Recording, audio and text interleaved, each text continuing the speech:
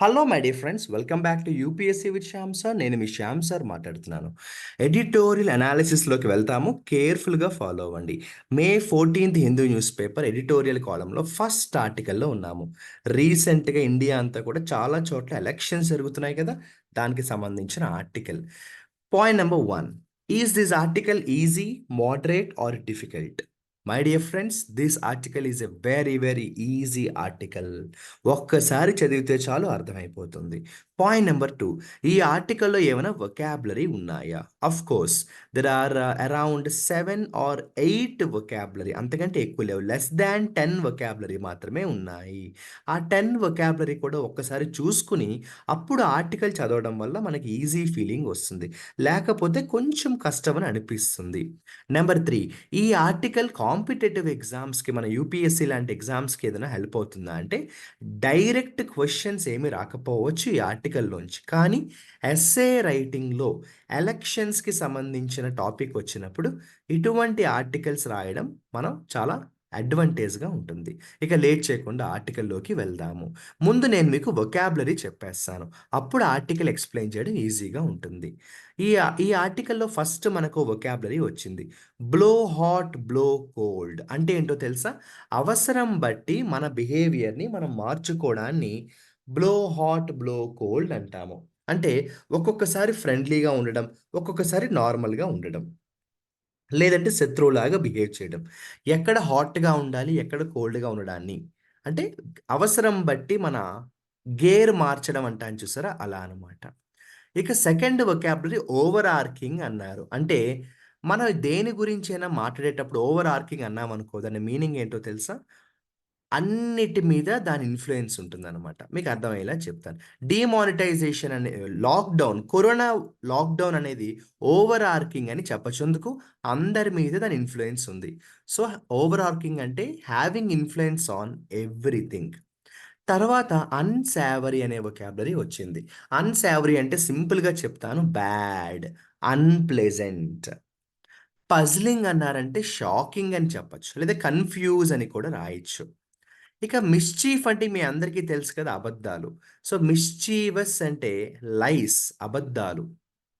ఇన్సిన్యూయేషన్ చాలా important word ఇది. ఇన్సిన్యూయేషన్ అంటే ఏంటంటే నాన్న, ఇన్సిన్యూయేషన్ అంటే ఏదో చెడు జరగబోతోంది అని ముందే ఒక సంకేతం వచ్చిందనుకోండి.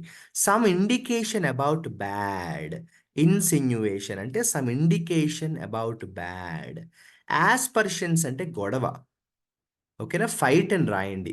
లేదంటే రిమార్క్ అని కూడా రాయొచ్చు. ఎవరి మీదైనా కూడా మనం విమర్శలు జల్లడం. ప్రోక్లమేషన్ అంటే మేక్ ఎ పబ్లిక్ అనౌన్స్‌మెంట్. పబ్లిక్‌గా ఒక అనౌన్స్‌మెంట్ చేయడాన్ని. ఫెసిలిటేట్ అంటే హెల్ప్ అని రాయండి. ఫెసిలిటేట్ అంటే హెల్ప్. డిస్పరేట్ అంటే డిఫరెంట్ అని రాయండి. డిఫరెంట్, డిఫరెంట్ ఒకేలా కాకుండా. ఓకేనా? డిస్పరేట్ అంటే డిఫరెంట్ అని రాయండి. ఇప్పుడు మనం వొకాబులరీ కూడా చూసాం కాబట్టి ఇక లేట్ చేయకుండా ఆర్టికల్‌లోకి వెళ్దాం. సింపుల్‌గా ఎక్స్‌ప్లెయిన్ చేస్తాను. కేర్‌ఫుల్‌గా వినండి.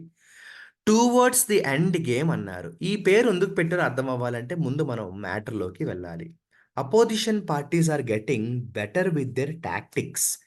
ఈ ఎలక్షన్స్‌లో ఒక విషయం ఏం తెలిసింది తెలుసా? అపోజిషన్ పార్టీలు కూడా చాలా తెలివిగా, అంతకు ముందు కంటే ఇప్పుడు బెటర్‌గా పెర్ఫార్మ్ చేశాయి అంటున్నాడు. అపోజిషన్ పార్టీలు చాలా బాగా పెర్ఫార్మ్ చేశాయట.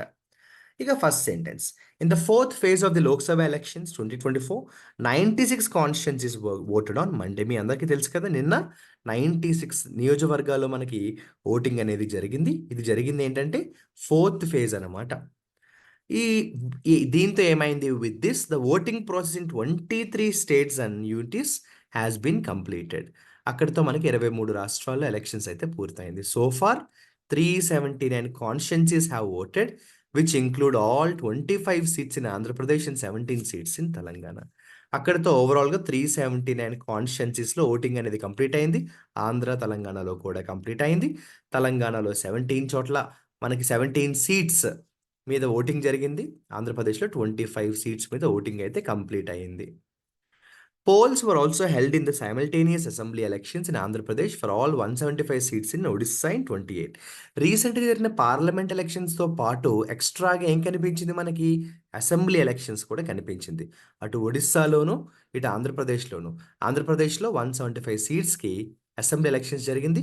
ఒడిస్సాలో చూసినట్టయితే and in Odisha in 28 out of 147. 147లో ఉన్న 28లో మనకి ఈ ఎలక్షన్స్ కూడా కంప్లీట్ అయింది. ఆంధ్రాలో, ఒడిస్సాలో కూడా అసెంబ్లీ ఎలక్షన్స్ కూడా కంప్లీట్ అయింది. అంటే ఇప్పటిదాకా ఏమైనా చెప్పాడా? ఏం లేదు. ఎన్నెన్ని చోట్ల ఎలక్షన్స్ జరిగిందో చిన్నగా ఇన్ఫర్మేషన్ చెప్పాడంతే. తర్వాత చూడండి. In these states the BJP has had a blow hot, blow cold rivalry with ruling regional parties the YCP in Andhra Pradesh and BJP in Odisha. In it's elaborate plans to make some gains. అంటే అర్థం ఏంటంట? ఈ సెంటెన్స్‌కి meaning ఏంటంటే, ప్రతి స్టేట్‌లో BJP లేదు కదా! కొన్ని స్టేట్స్‌లో రీజనల్ పార్టీస్ రూలింగ్ పార్టీస్‌గా ఉన్నాయి. అటువంటి రీజనల్ పార్టీస్ విషయంలో రైవల్రీ పెట్టుకుంది బీజేపీ. కానీ ఆ పెట్టుకున్న రైవల్రీ పెర్మనెంట్ రైవల్రీ కాదు. Blow hot, blow cold rivalry. అంటే అవసరం కొద్దీ గొడవ పెట్టుకోవడం, లేకపోతే ఫ్రెండ్‌షిప్ చేయడం. ఉదాహరణకి ఆంధ్రప్రదేశ్‌లో వైసీపీతో చూడండి. వైసీపీ వర్సెస్ బీజేపీ ఉందా అంటే ఉందని చెప్పొచ్చు. లేదని కూడా చెప్పొచ్చు. అలాగే ఒడిస్సాలో బీజేడీ పార్టీతో కూడా అవసరం వచ్చినప్పుడు గొడవ పెట్టుకోవడం, లేకపోతే ఫ్రెండ్‌షిప్ చేయడం. అంటే దాన్నే పాలిటిక్స్ అంటాం కదా! తర్వాత ఏమన్నాడు చూడండి. Of the 96 seats up for the take in the place, the BJP had one 42 in 2019. ఇప్పుడు ఏవైతే మనకి 96 సీట్స్ ఉన్నాయో ఈ నాలుగో ఫేజ్‌లో, అందులో ఆల్రెడీ బీజేపీ మనకి 2019లో 42 చోట్ల గెలిచింది. While the YSR Congress had one 22. ఆంధ్రప్రదేశ్‌కి వచ్చేటప్పటికి 22 చోట్ల వైసీపీ గెలిచిందని తెలుసు కదా! ఇక రిమైనింగ్ 9 కూడా బీఆర్ఎస్ పార్టీ గెలిచింది. కాంగ్రెస్‌కేమో 6 సీట్స్ దొరికాయన్నమాట. ఇది పార్లమెంట్‌లో. ఇక తర్వాత with no overarching theme defining with the ongoing campaign in this general election, parties and leaders have been testing various slogans to rally voters around. అంటే అర్థం ఏంటంటే with no overarching theme defining the ongoing campaign in this general election. Overarching అంటే ఏంటి? Affecting everything. ఇప్పుడు జరిగిన ఈ assembly elections గురించి చెప్పుకోవాలంటే, మనకేంటంటే ప్రత్యేకంగా మన పార్లమెంట్ ఎలక్షన్స్‌లో ఏం చెప్పుకోవాలంటే, అటు పొలిటికల్ పార్టీస్ అవ్వచ్చు, లీడర్స్ అవ్వచ్చు, వాళ్ళు రకరకాల స్లోగన్స్‌తో అందరూ ఒకే స్లోగన్ ఏం లేదు. Various slogans. అంటే ఓటర్స్‌ని అట్రాక్ట్ చేసుకోవడానికి ఎవరి స్టైల్ వాళ్ళు ఫాలో అయ్యారని చెప్తున్నాడు. అందరూ ఒకే స్టైల్ ఏం ఫాలో అవ్వలేదు కదా! ఎవరి స్టైల్ వాళ్ళు ఫాలో అయ్యారు. ఈ లోపల మీన్‌వైల్ ఎలక్షన్ కమిషన్ ఏం చేసింది? అలాగే principal opposition party had an unsavory exchange. ఈ లోపల ఎలక్షన్ కమిషన్ ఆఫ్ ఇండియాకి, కాంగ్రెస్ పార్టీకి గొడవలు జరిగాయి. అదెప్పుడు కామనే గదా! ఎందుకంటే మెయిన్ అపోజిషన్ పార్టీ ఎప్పుడైనా కూడా ఏమంటుంది? ఎలక్షన్స్ సరిగ్గా జరగలేదని అంటారు వాళ్ళు. తర్వాత responding to Congress president Mallikarjun Kharge's questioning of the delay in the release of voter turnout data. ఈ కాంగ్రెస్ ప్రెసిడెంట్ మల్లికార్జున్ ఖార్గే ఏమన్నాడంటే, అసలు ఓటర్స్ డేటా లేట్‌గా వచ్చింది అన్నాడు. దానికి election commission of India answer ఏం చెప్పిందంటే, election commission of India said people held such doubts in contempt. అటువంటి డౌట్‌లు పట్టించుకోకండి. అవన్నీ కూడా మీరు పీపుల్‌ని మిస్‌గైడ్ చేయడానికి కావాలని క్రియేట్ చేస్తున్నారు అని ఎలక్షన్ కమిషన్ ఆఫ్ ఇండియా కొట్టిపారేసింది. Mister Kharge hit back saying it was puzzling that the ECI was not acting on communal and caste statements by the prime minister and BJP. ఏం లేదమ్మా, నరేంద్ర మోడీ కావచ్చు, భారతీయ జనతా పార్టీ కావచ్చు, వీళ్ళు ఏం చేస్తున్నారు? ఎప్పుడు కూడా ఎలక్షన్ క్యాంపెయిన్స్‌లో ఆహ్, రిఫార్మ్స్ గురించి కాకుండా ఎంతసేపు కూడా కులాలకి, మతాలకి మధ్యన గొడవలు పెట్టడానికి ట్రై చేస్తున్నారు కదా! అది తప్పు అని చెప్పేసి కాంగ్రెస్ పార్టీ ఏమంది? మరి ఎలక్షన్ కమిషన్ ఆఫ్ ఇండియా ఎందుకు పట్టించుకోవట్లేదు అని చెప్పింది. సో, చాలా ఈజీ ఉంది కదా! ఫస్ట్ పారాగ్రాఫ్ అర్థమైంది కదా! నేను మీకు కావాలంటే ఎండింగ్‌లో మళ్ళీ రివైజ్ చేస్తాను. సెకండ్ పారాగ్రాఫ్‌కి రండి, ఏమన్నాడో చూడండి. The BJP and the Congress, the BJP and the Congress have continued to mobilise voters largely around the questions of religious and caste identities respectively. అటు బీజేపీ అయినా, కాంగ్రెస్ అయినా కూడా ఓటర్స్‌ని అట్రాక్ట్ చేసుకోవడానికి ట్రై చేశారు. ఎలాగా? రిలిజియన్ వాడుకున్నారు కొంతమంది, ఇంకొంతమంది రకరకాల ఐడెంటిటీస్ వాడుకొని మొత్తానికి ఓటర్స్‌నైతే అట్రాక్ట్ చేయడానికి ట్రై చేశారు. నెక్స్ట్ ఏమన్నాడో చూడండి. A mischievous presentation of the demographic trends in the country by a government adviser came in handy for the BJP to make insinuations about Muslims with the aim of polarisation. ఈ sentence కొంత important sentence. ఏం లేదమ్మా, రీసెంట్‌గా ఏమైందంటే మన దేశంలో demography అంటే population. Population విషయంలో ఒక తప్పుడు సమాచారం బయటకొచ్చింది. Mischievous presentation బయటకొచ్చింది. ఎవడో ఒకడు ఇచ్చాడు గవర్నమెంట్ అడ్వైజరు ఆ ఇన్ఫర్మేషన్‌ని. అది బీజేపీకి చాలా కలిసొచ్చిందంట. ఇది దేనికి కలిసొచ్చిందంటే బీజేపీ వెంటనే ఏం చేసింది? అదిగో ముస్లిమ్స్‌కి అన్యాయం జరగబోతోంది. కాబట్టి మీరు బీజేపీకే ఓటేయండి. మేము మీకు సపోర్ట్ చేస్తామని జెప్పేసి బీజేపీ దాన్ని పాలిటిక్స్‌కి వాడుకుందనమాట. The BJP continued to accuse the Congress of favouring Muslims.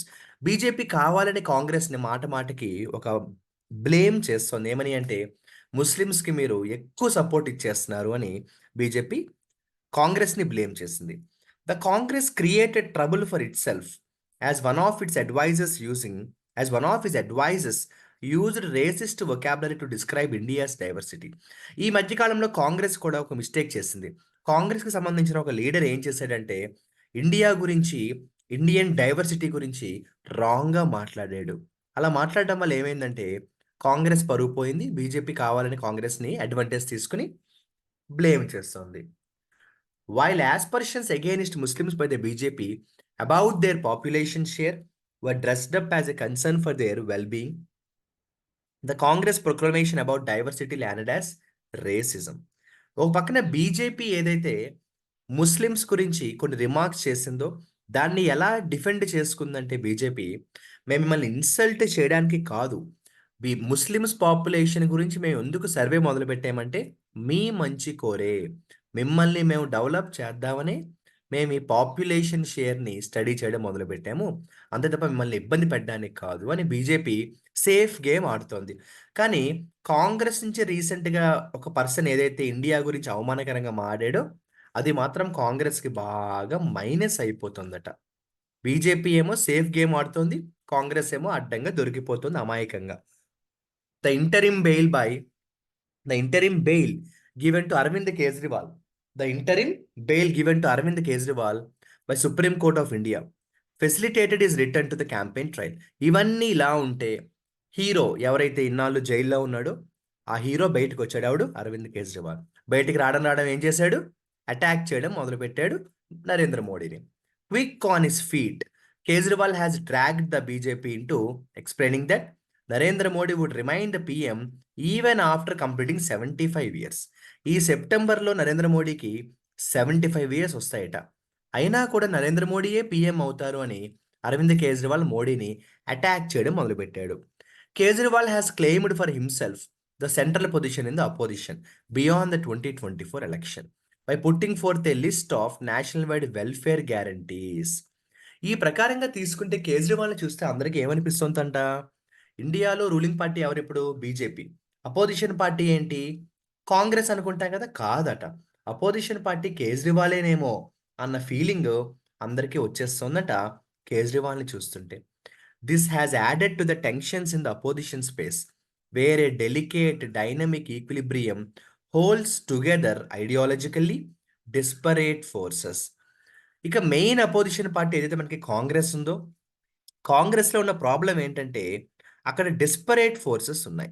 అంటే different, different people different, different ఐడియాస్‌తో ఉన్నారు. ఇంకా చెప్పాలంటే బీజేపీని పక్కన పెడితే కాంగ్రెస్ అవ్వచ్చు, ఆమ్ ఆద్మీ పార్టీ అవ్వచ్చు, లేకపోతే డిఫరెంట్, డిఫరెంట్ అపోజిషన్ పార్టీస్ ఉన్నాయి గానీ, వాళ్ళందరూ కలిసి కామన్‌గా ఉండలేకపోతున్నారు. వాళ్ళలో వాళ్ళకున్న డిఫరెన్సెస్ ఆఫ్ ఒపీనియన్స్ వల్ల అందరూ ఒక మాట మీద ఉండలేకపోతున్నారట. వాళ్ళలో వాళ్ళు కొట్టుకుంటున్నారు. ఓకేనా? సో, ఇప్పుడు నేను ఈ ఆర్టికల్‌ని సింపుల్‌గా వాడసలు ఏం చెప్పాడో ఒకసారి బ్రీఫ్‌గా నేను మీకు రివైజ్ చేస్తాను. మీరు కానీ చూసినట్టయితే దాదాపుగా ఫస్ట్ సెంటెన్స్ నుంచి ఫిఫ్త్ సెంటెన్స్ వరకు వాడు చెప్పిన ఇన్ఫర్మేషన్ చాలా ఈజీ. ఎన్నెన్ని సీట్లు కంటెస్ట్ చేస్తోంది. ఆంధ్రాలో ఎన్ని సీట్లున్నాయి, ఒడిస్సాలో ఎన్నున్నాయి, తెలంగాణలో ఎన్నున్నాయి, అలా స్టాటిస్టిక్స్ చెప్పాడంతే. మనకి అసలైన మ్యాటర్ ఎక్కడ స్టార్ట్ అయిందంటే, ఎలక్షన్ కమిషన్ ఆఫ్ ఇండియా దగ్గర నుంచి స్టార్ట్ అయింది. Okay. Election commission of India ఏం పట్టించుకోవట్లేదు. బీజేపీ చేస్తున్న రిమార్క్స్‌ని కులాలకి, మతాలకి గొడవ పెడుతోందని జెప్పేసి చెప్తున్నాడు కదా Congress. Election commission of India ఏం పట్టించుకోవట్లేదని జెప్పేసి కాంగ్రెస్ బ్లేమ్ చేసింది. అదే విధంగా అటు బీజేపీ అయినా, కాంగ్రెస్ అయినా కూడా పీపుల్‌ని అంటే ఓటర్స్‌ని అట్రాక్ట్ చేసుకోవడానికి శతవిధాల ప్రయత్నం అయితే చేస్తున్నారని చెప్పాడు. ఫస్ట్ పారాగ్రాఫ్‌లో పెద్దగా మ్యాటర్ ఏం లేదు. అసలైన మ్యాటర్ సెకండ్ పారాగ్రాఫ్‌లోకొచ్చింది. ఎందుకంటే రీసెంట్‌గా కాంగ్రెస్ నుంచి ఒక లీడరు రాంగ్‌గా మాట్లాడాడు భారతదేశం గురించి. అది చాలా కాంట్రోవర్సీ అయిపోయింది. బీజేపీ కూడా ముస్లిమ్స్‌ని అవమానిస్తున్నట్టుగా అందరూ అంటున్నారు. కానీ బీజేపీ దాన్ని ఎలా డిఫెండ్ చేసుకుంది? మేము మిమ్మల్ని ఇబ్బంది పెట్టడానికి కాదు. మీకోసమే మేము ఈ పాపులేషన్ సర్వే మొదలుపెట్టామని బీజేపీ సేఫ్ గేమ్ ఆడుతోంది. ఏది ఏమైనా కూడా Kejriwal reentry into politics అనేది, Kejriwal reentry into the ground level అనేది ఇండియన్ పాలిటిక్స్‌కి ఒక పెద్ద బలం అని మాత్రం చెప్పొచ్చు. మెయిన్ అపోజిషన్ పార్టీ కేజ్రీవాల్ ఏమో అన్న ఫీలింగ్ అందరికీ కూడా వచ్చేస్తుంది. ఓకేనా? అందరికీ అర్థమయ్యేలాగా ఈజీగా ఎక్స్‌ప్లెయిన్ చేయడానికి ట్రై చేశాను. ఇప్పుడు మీరు ఈ వీడియో చూడడం కంప్లీట్ అయింది కాబట్టి మీరేం చేస్తారంటే, ఈ ఆర్టికల్‌ని ఒకసారి చదవండి. నేను మన UPSC with Shyam sir Telegram ఛానెల్‌లో ఈ హిందూ పేపర్ షేర్ చేస్తాను. మీరు డౌన్‌లోడ్ చేసుకొని ఒక్కసారి ఈ ఆర్టికల్‌ని చదవండి. అర్థం కాకపోతే మళ్ళీ చదవండి. డౌట్స్ వస్తే నాకు కాంటాక్ట్ చేయండి. ఓకేనా? అక్కడితో ఈరోజు ఎడిటోరియల్ అనాలిసిస్ కంప్లీట్ అయింది.